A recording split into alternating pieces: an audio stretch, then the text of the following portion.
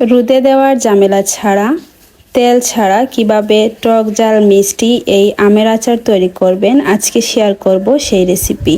Hello everyone, আসসালামু আলাইকুম। সবাই কেমন আছেন? আশা করি সবাই আল্লাহর রহমতে সুস্থ আছেন, ভালো আছেন। আলহামদুলিল্লাহ, আমরাও আল্লাহর অশেষ রহমতে ভালো আছি। কোনো রকম রোদে দেওয়ার ঝামেলা ছাড়া মাত্র কয়েক মিনিটেই তৈরি করে নিতে পারবেন এই মজাদার আমের আচারটা। আর এই আমের আচারটা আমি আজকে দেখাবো খুবই সহজ পদ্ধতিতে। ডিপ ফ্রিজে আম সংরক্ষণ করে রেখেও কিন্তু আপনারা এই আচারটা তৈরি করে নিতে পারবেন। তাহলে চলুন কথা না বাড়িয়ে মূল রেসিপিতে চলে যাই। বিসমিল্লাহির রহমানির রহিম। আচার তৈরি করার জন্য ফার্স্টে একটা কড়াইয়ের মধ্যে আমি নিয়ে নিয়েছি অল্প একটু পানি। এখন আমি ডিপ ফ্রিজে সংরক্ষণ করে রাখা আমগুলো দিয়ে দিব। দেখতেই পাচ্ছেন এখানে আমগুলো কিন্তু এটা ফ্রিজে রাখা ছিল। এখন আমগুলোকে আমি সিদ্ধ করে নিব। সিদ্ধ হওয়ার পর আমগুলোকে ম্যাশ করে নিতে হবে। ভিডিওর এই পর্যন্ত এসে যারা একটি লাইক দিতে ভুলে গিয়েছেন, অনুরোধ করব একটি লাইক দিয়ে সম্পূর্ণ ভিডিওটা কন্টিনিউ করবেন। আর আমার চ্যানেলে যদি নতুন হয়ে থাকেন তাহলে প্লিজ আমার চ্যানেলটিকে সাবস্ক্রাইব করে পাশে থাকা বেল আইকনটি অলে প্রেস করে রাখবেন। এতে করে আমি নতুন কোনো ভিডিও আপলোড করার সাথে সাথেই নোটিফিকেশন আপনাদের কাছে পৌঁছে যাবে। দেখতেই পাচ্ছেন আমগুলোকে সিদ্ধ করে ভালো করে ম্যাশ করে নিচ্ছি। এখন এই আমগুলোকে আমি পিউরি করে নিব। একটা ছাঁকনিতে নিয়ে নিলাম। এখন আমগুলো থেকে পিউরি বের করে নিচ্ছি। আমি পিউরিটা অফ ক্যামেরায় বের করে নিব। আপনারাও ঠিক এই প্রসেসিংয়ে পিউরি বের করে নেবেন, তাহলে আমগুলো আচার দেওয়ার সময় কোনো রকম আঁশ থাকবে না আমের মধ্যে। এখন আচারের জন্য একটা মশলা তৈরি করে নিতে হবে। সেজন্য আমি এখানে দিয়েছি 5টা শুকনো মরিচ আর দিয়ে দিচ্ছি আস্ত পাঁচফোড়ন।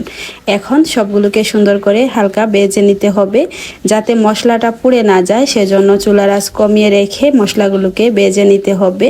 মশলা থেকে সুন্দর একটা ঘ্রাণ বের হয়ে এলে এটাকে নামিয়ে আমি মিক্সারে গুঁড়া করে নিব।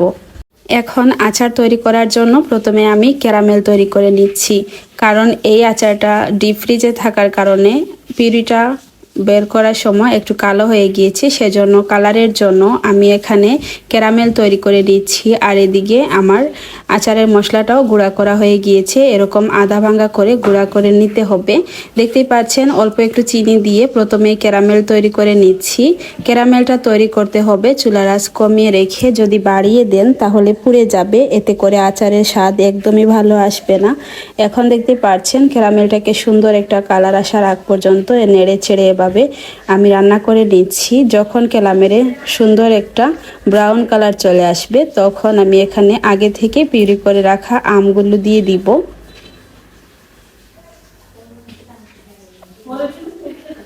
আগে থেকে পিউরি করে রাখা আম দিয়ে সুন্দর করে নেড়ে ছেড়ে এটাকে মিশিয়ে নিতে হবে।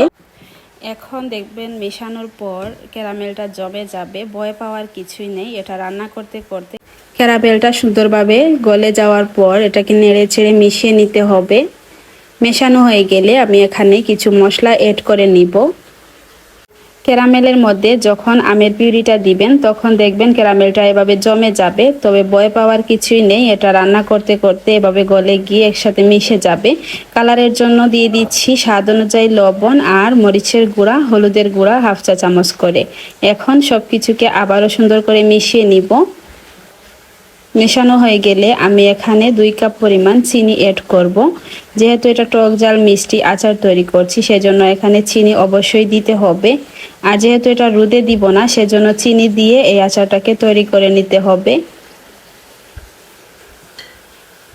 আমি এটাকে নেড়ে ছেড়ে ভালো করে মিশিয়ে নিচ্ছি। এখন আমি 2 কাপ চিনি দিয়ে দিব। আগে ক্যারামেল তৈরি করতে আমি 1/2 কাপ চিনি দিয়েছিলাম, আর এখন দিয়ে দিব 1.5 কাপ চিনি। টোটাল এখানে 2 কাপ চিনি দিয়ে কিন্তু আমি এই আচারটা তৈরি করে নিচ্ছি। আপনারা যতটা মিষ্টি খেতে পছন্দ করেন আপনাদের পছন্দ অনুযায়ী এখানে দিয়ে নেবেন। বেশ, এখানে আর কিছুই করতে হবে না। এখন এটাকে নেড়ে ছেড়ে চুলার আঁচটাকে কমিয়ে রেখে সুন্দর একটা কালার আসার আগ পর্যন্ত অপেক্ষা করতে হবে। দেখতেই পাচ্ছেন চিনিটা দেওয়ার পর আচারটা কিন্তু পাতলা হয়ে গিয়েছে। এটা রান্না করতে করতে ঘন হয়ে যাবে আর সুন্দর করে পানিটাও শুকিয়ে যাবে।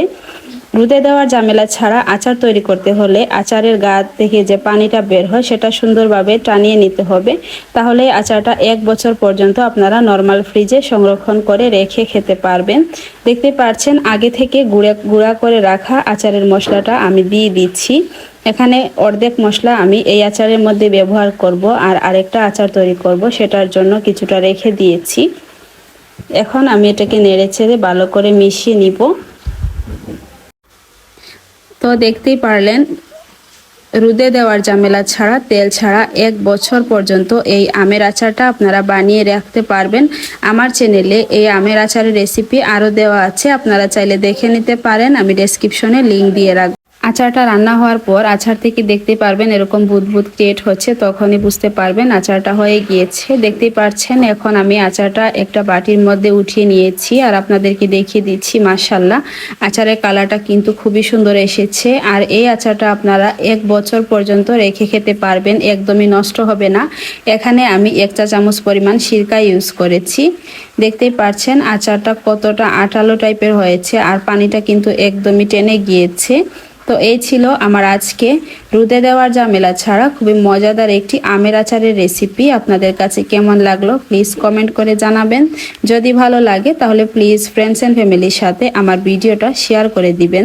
সবাই অনেক বেশি ভালো থাকবেন, সুস্থ থাকবেন। আল্লাহ হাফিজ, আসসালামু আলাইকুম।